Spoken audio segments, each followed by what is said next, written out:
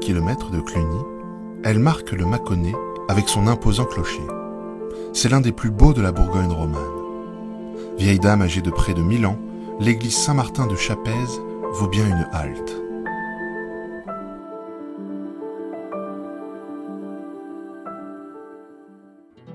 Dès le Xe siècle, un prieuré bénédictin est fondé sur le site, dépendant de l'abbaye Saint-Pierre de Châlons.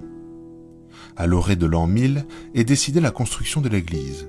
Elle prendra place dans la première moitié du XIe siècle, peut-être avec l'intervention de Guillaume de Volpiano, l'abbé constructeur, célèbre pour ses interventions au sein de l'abbaye Saint-Bénigne de Dijon, dont sa rotonde reste le plus important témoignage.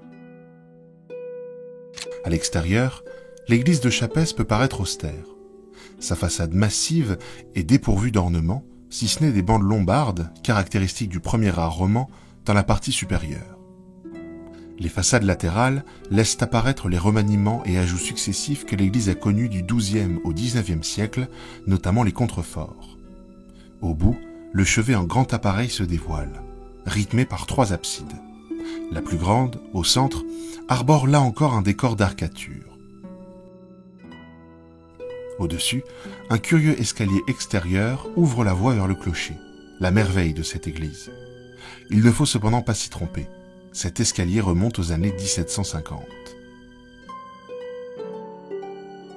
S'élevant à près de 35 mètres, le clocher est un chef-d'œuvre de petit appareil. D'inspiration italienne, il est bâti entre 1040 et 1050. Son élévation élégante se pare de baies géminées et de bandes lombardes. Les colonnes séparant les baies présentent l'un des plus anciens décors sculptés de la région. De discrets visages en faible relief et une proto-statue-colonne sur la face nord. Pénétrer dans l'édifice plonge le fidèle dans une atmosphère particulière. La nef est soutenue par de grandes piles massives rondes, se terminant par des triangles inversés, et la lumière se fait rare. Ces éléments remontent à la première phase de construction, dans les années 1030.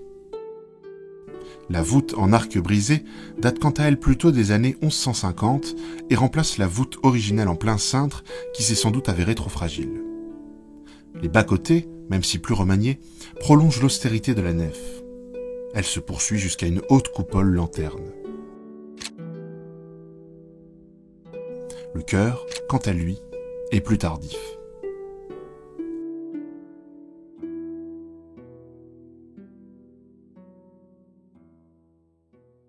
Mille ans après son édification, l'église trône encore fièrement dans les reliefs du Mâconnais. Grand jalon de l'art roman, longuement étudié encore aujourd'hui par tous les étudiants en architecture ou en histoire de l'art, elle est l'un des trésors de la Bourgogne médiévale, témoin du savoir-faire et de la grande habileté des bâtisseurs des premières années du XIe siècle.